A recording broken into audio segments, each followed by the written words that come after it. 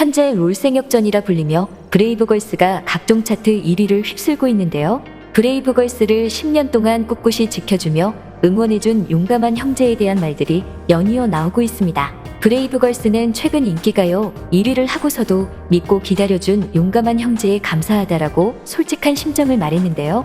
늘 브레이브걸스는 용감한 형제는 무서워도 자상한 아버지 같다고도 말했습니다. 브레이브걸스 신화를 쓴 용감한 형제에 대한 놀라운 6가지 사실을 지금부터 알아보도록 하겠습니다. 먼저 그 첫 번째는 용감한 형제가 돈을 버는 이유에 대한 것입니다. 지난 9일 용감한 형제의 인스타그램에 한 사진과 함께 글이 올라오며 놀라움을 주었습니다. 사진에는 브레이브 엔터테인먼트의 새로운 사옥 모형이 담겨져 있었는데요. 사진 말고도 브레이브 엔터테인먼트 사옥 신축 공사란 글귀와 뉴 브레이브라는 해시태그가 시선을 사로잡았습니다. 오랜 시간 동안 기다려온 브레이브걸스의 성공으로 인해 용감한 형제는 엄청난 음원 수익을 벌어들였는데요. 용감한 형제는 이 음원 수익을 자신을 위해 쓰기보다는 회사와 기회, 그리고 소속 그룹인 브레이브걸스가 좀 더 편안히 연습할 수 있는 공간을 짓는 데 사용했습니다. 이를 보고 대중들은 드디어 사옥 신축 공사하는구나, 대표가 캐시카우, 용형 저작권만으로 이게 가능하냐란 반응을 보였습니다. 실제 용감한 형제는 돈을 많이 버는 만큼 번 돈을 음반회사에 다시 투자하는 것으로 알려져 있습니다. 무엇보다 용감한 형제는 400여 곡이 넘는 곳을 작곡하며 수많은 히트곡으로 수백억 원의 음원 수익을 얻었는데요. 현재 한 달 저작권료만 해도 20억 원이 넘는다고 했습니다.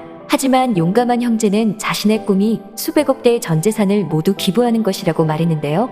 용감한 형제는 이렇게 많은 부를 이뤘음에도 항상 어려운 사람을 생각해왔습니다. 2018년부터 용감한 형제는 매주 한 차례 탑골공원 등을 찾아 200에서 300명에게 도시락이나 물품을 나눠주는 봉사를 해왔습니다. 이러한 봉사를 하는 이유를 자신이 돈이 없어 치킨을 못 먹었던 과거를 기억하기 때문이라고 하였고, 그러면서 자신이 가장 행복해질 때는 피땀 흘려 번 돈을 나눠줄 때라고 말했습니다.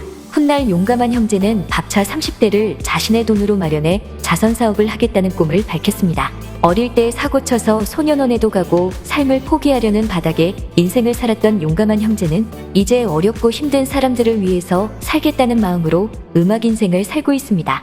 두 번째는 그 무엇보다 실력과 인성, 교육을 중시한다는 그의 성품인데요. 용감한 형제는 몇 년 전 남성 아이돌 그룹의 출범을 앞두고 인성을 중요하게 생각한다고 밝힌 적도 있는데요. 그는 용감한 형제 빅스타쇼의 제작 발표회에서도 실력과 열정도 중요하지만 인성 역시 빼놓을 수 없다고 말문을 열었습니다. 초심을 잃지 않고 변하지 않는 마음가짐이 중요하기 때문에 아이들에게 항상 강조한다며 교육 방침을 소개했습니다. 또한 그는 회사 곳곳에 좋은 글귀를 붙여놓고 소속 그룹 아이들이 항상 볼 수 있게 했는데요.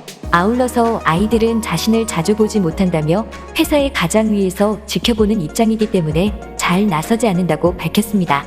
그러나 그는 아이들의 마음가짐이 흐트러지거나 건방진 행동을 보일 때면 직접 찾아가 꾸중을 한다고 덧붙였는데요. 이러한 용감한 형제의 교육 방침 덕분에 브레이브걸스도 인성 논란은 없고 미담만 넘쳐나고 있습니다. 브레이브걸스 역시 실제로 소속사 대표인 용감한 형제에 대해 아빠 같은 존재라고 얘기했는데요. 브레이브걸스 멤버 서한은 늘 무서우시지만 자상할 때는 자상하다며 멤버들끼리도 아버지 같다는 말을 자주 한다 언급했습니다.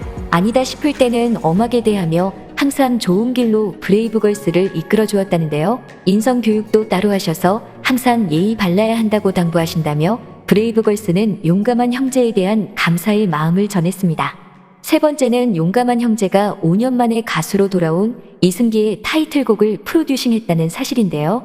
주로 댄스곡을 작곡해왔던 용감한 형제가 이승기 곡을 프로듀싱한 것에 의아해하는 사람들이 많은데요. 용감한 형제는 사실 그동안 발라드 작업도 은밀히 진행해왔습니다. 용감한 형제는 과거 인터뷰에서 발라드도 쓰긴 쓴다, 근데 창피해서 곡을 몰래 준다라고 말하면서 이상하게 슬픈 발라드는 쓰면 괜히 창피하더라고 고백하기도 했습니다. 실제로 용감한 형제는 이승철에게 일기장이라는 발라드 노래를 작곡해서 주기도 했습니다. 또한 과거 이정에게도 자신의 첫 발라드곡 아임소리를 주기도 했습니다. 당시 헤어진 연인을 우연히 만난 후 그녀를 잊지 못하는 가슴 아른 사연을 호소하는 이야기로 구슬픈 음성이 가슴에 맺힌다는 평가를 받기도 했습니다. 이번에도 용감한 형제가 맡은 이승기 타이틀곡 잘할게 같은 경우 중독성 짙은 슬픈 멜로디가 귀에 들어온다고 하는데요. 이것 말고도 반복적인 가사가 인상적이라 더욱 성숙해져 돌아온 이승기의 감성 짙은 보컬을 느끼게 해줍니다.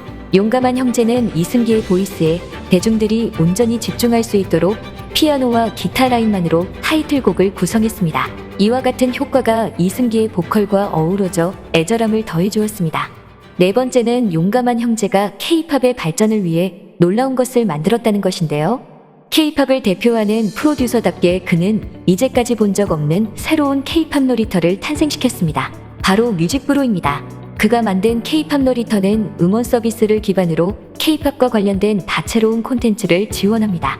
용감한 형제는 하나의 음악 플랫폼이지만 이 안에서 쇼핑도 할 수 있고 SNS와 같은 소통할 수 있는 자리도 열린다고 말했는데요. 이전부터 해외에 나가면 우리나라 음원 플랫폼이나 음원 사이트에 들어가기 쉽지 않다며 불편함을 토로했습니다.